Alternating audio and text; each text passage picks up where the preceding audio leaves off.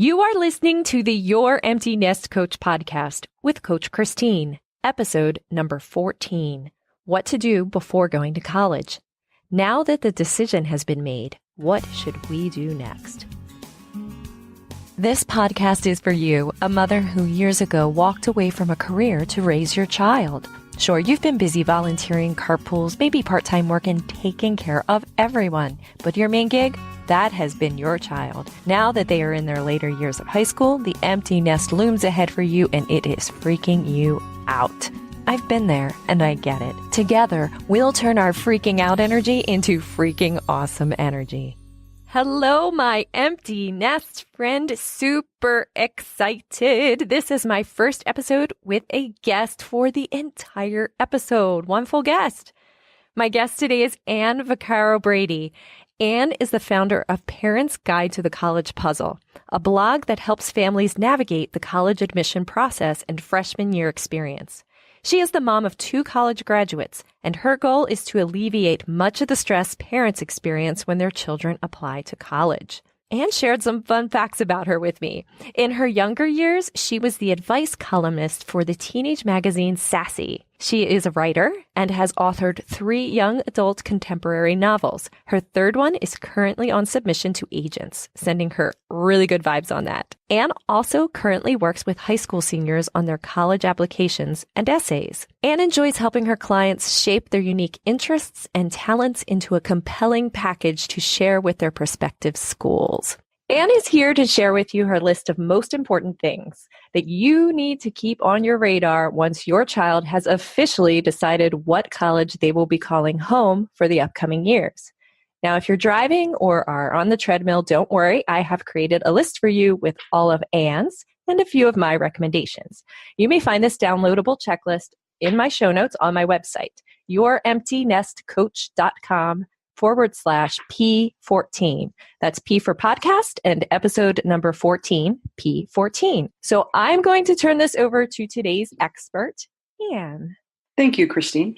Let's start with orientation. Number 1, I call this a family affair because at least one parent is usually required to attend. Most colleges schedule their sessions throughout late spring and summer. Because your student makes their class schedule during orientation, I suggest signing up for the earliest session that fits your family schedule. Remind your student, this is very important, to read their college emails because that's where they'll find any requirements and details on orientation, like that all-important online placement test they must take beforehand, which my son did not do until he arrived.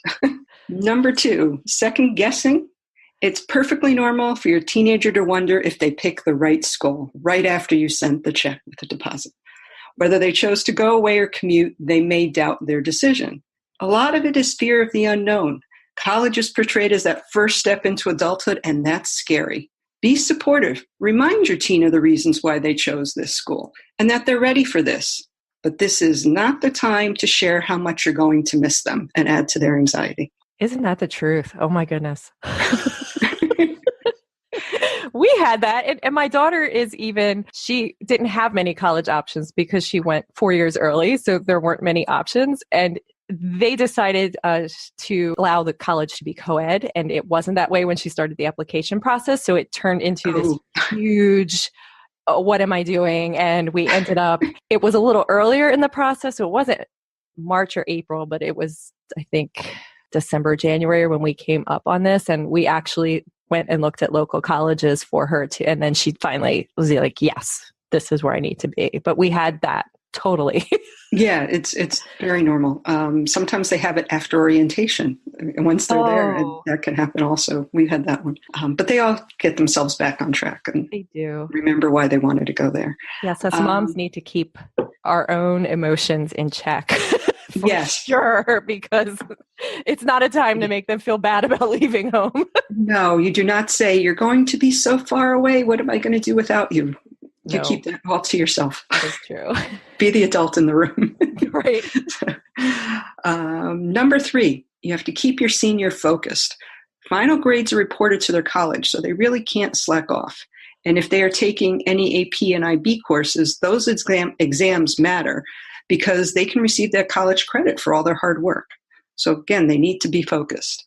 Yes. Number 4, check that those AP and IB scores are sent to the college.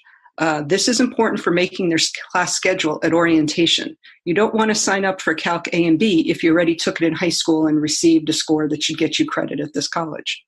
They can confirm or request their scores were sent through the College Board or their IB accounts online. Yes. Do you have more on that?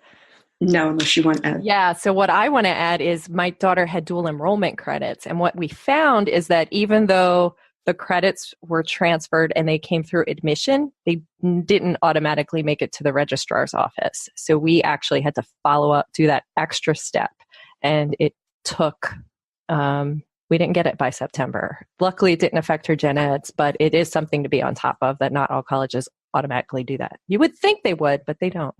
That's true. And even you might be able to check your student account before you go to orientation to see if they actually list anything there as well.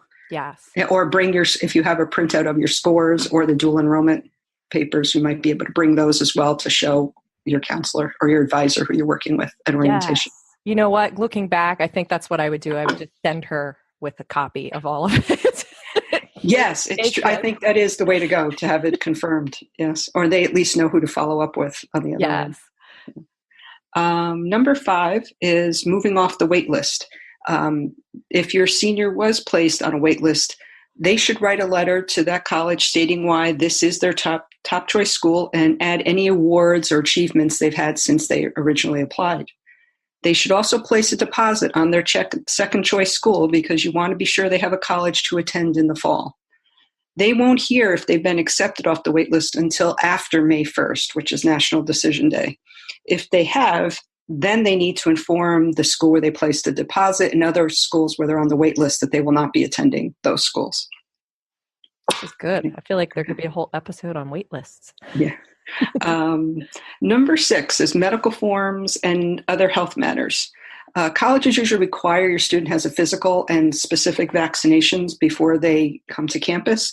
So schedule that physical and make sure the vaccinations are included sooner rather than later. You want all this taken care of before your child goes to college in August. And remember to bring the forms from the college to that appointment so that they get filled out in time. Yes. At that visit, your child should talk with their doctor about staying healthy at college and if they're on any prescription medications that they take regularly, whether they should stay on them or go off and why. And then you and your teen should make a plan about if you have prescription refills, how they're going to get those, and maybe if they need allergy shots, where they're going to get those on campus. So that's all taken care of in advance and they're not scrambling once they get there. You might also want to consider getting a healthcare proxy because if your student is over 18, they are considered an adult by the college and the medical community. And you don't have to be informed if they have a visit to the hospital, receive any medical treatment, any mental health services, or having any medical issues. But having the healthcare proxy can help if they do say, if you are called and they know that you have that information. Usually your student can give them, your information and say, you can call my parents. But some kids don't want their parents to know. So be aware that could happen. And then number 7 is finalize how to pay the college bill now. Confirm where the money's coming from. If you have a 529 plan, if you have savings, CDs, if grandma and grandpa are helping out, if your child has savings, any scholarships or loans, know what's available and how you're going to access it. If you or your student plans to take any federal or private loans, this is really important. Only borrow as much as you need. I always advise people to use loans as a last-ditch effort. You don't want to put yourselves in debt if you don't need to be. And then your teen may receive scholarships or grants from their college. They have to go online to accept those. If they don't press the little button that says they accept, they won't receive them. So that's very important. They can find that on their account and their billing site. And then if your student is receiving any scholarships from local organizations, keep on the organization to get that money because you want it to help pay the tuition bill. If it's coming June and July, you really need to be on top of them if the money has not already been sent to the college or if you have not received the check directly. And then check the college's website to learn how you actually pay the tuition bill. It's going to be online. It's going to either be, withdrawn from an account a checking or savings account, could be moved from a 529 account, could be a credit card. There are other options. And colleges also have monthly plans as well as semester plans. So become familiar with that now so that it's not a scramble in the end come August. Great. And that's what I have. So back to you, Christine. That is great advice. And there's something Anne said earlier that I cannot stress enough is to have your child check their email. Because yes. I know in this day and age, my daughter does not check her email. Yes. It's not a normal thing. Also, something I've noticed is that a lot of students have their primary email is their school, like their high school, and their high school will block the emails coming from a college. Oh, so that's interesting. I have seen that. So make sure that you are getting all your emails. If you feel like you should be getting something from a college and you're not, you may want to give them a call and just see what email address they have and that it's going through. But that email is really important to check. Yeah, I've heard some families actually set up a specific email for college emails that both the parent and the child can have access to. That's what we did. It worked really well. Yeah, it was good. Because parents are checking it. Yes. I do know that. Yeah. Okay, so I have 3 to add to Anne's wonderful list. My first is make a communication plan. And this sounds really formal, but it's not. And it comes from the fact that I have a lot of friends with their children in college that their child goes off to college and then they don't hear from them. They don't get a text. They don't get anything. And they're highly frustrated over the fact that they're not getting these texts. What happens is the parent has an idea of how their child should communicate with them, but that has not been communicated to the child. Yes. So especially if you're paying for this college, I think it's fair for you to say, hey, I need to know you're alive. Text me every week. Just say something, or, I need more than, hi, I'm good. Give me a little more detail. So whatever that is for you, I think it's really important to do ahead of time, and it will save everyone a headache at the end. Some families have group family texts, which is nice. Yes, we did. Siblings who aren't in school, you can all keep up. So I love that idea. Let me see. What was my You should also check their social media accounts, because that'll tell you if they got up that day and made it to class on time sometimes. That is that is talk true. A little and just see if they like something or posted something, and that might give you an indication of, how they're doing that day. That is great. I also have friends who schedule, like, if they want to do phone calls, it was, Sunday at 2 was their time. And, so I had one who texted a lot and called a lot, and one who didn't. And so that was an interesting approach. It is. Yeah. And you work it out for the child because they're all different. Luckily, Maya will FaceTime and we get all caught up on everything, but I know everyone's child isn't like that. Right. Yes. So my next point or thing to do is get the school's calendar on your schedule. And most schools, you'll be able to find this on their website multiple years out. So you can find when the move-in day is, when the start of the semester, the end of the semester, the winter breaks, if there's an extra May term, all those things. So you can start to plan things like your vacations. If they're out of state, you need to think about travel arrangements, as well as doctor appointments, because if they come home, you're going to find your winter break is a lot of doctor appointments you're filling in. Yes, you can find that. I think it's listed as the academic calendar. I think is what it's called. So if you can search the website in the little search box. And also keep in mind, because my kids did have to fly home from college, and so we would do flights early. And after the freshman year, we learned that even though the holiday break is scheduled for, the Wednesday before, or December 15th or something, some professors will cancel class December 12th and 13th. So we've learned that sometimes it's okay to schedule it a little bit sooner if it fits our schedule or our price. That is a good point. So keep that in mind. So you might schedule something, or your students plan on coming home and they'll go, oh, I can actually be done 2 days early. So It's okay if they're getting a ride with a friend, but if they're flying, it's a little more complicated. That is great advice. Yes. I'm usually picking mine up and I drive a long time. So I'm like, I'm sorry, you're stuck there until I can get there. But that is good. Okay. And my last thing is to make a fun to-do list and just think out 5 years from today. And what are things that you wish you would have done now that you can do together, whether it's a hobby, whether it's like binge watching a movie, whether it's going to a museum you always said you would go to, but you never did. Just plan things like that to do before they go, because everything changes a little when they go to college. So it's not bad. It's just very different. So it's a good time to capture that. And I'd also recommend doing like date times for you and your partner. So like, go out with your daughter and then have your husband or partner just take them out and do something solo. I think that's really good time to make memories. And my other piece to add to that is realize that just because your child's in college doesn't mean family vacations end. So many parents say, oh, my kid's in college, they're never going to want to go on vacation.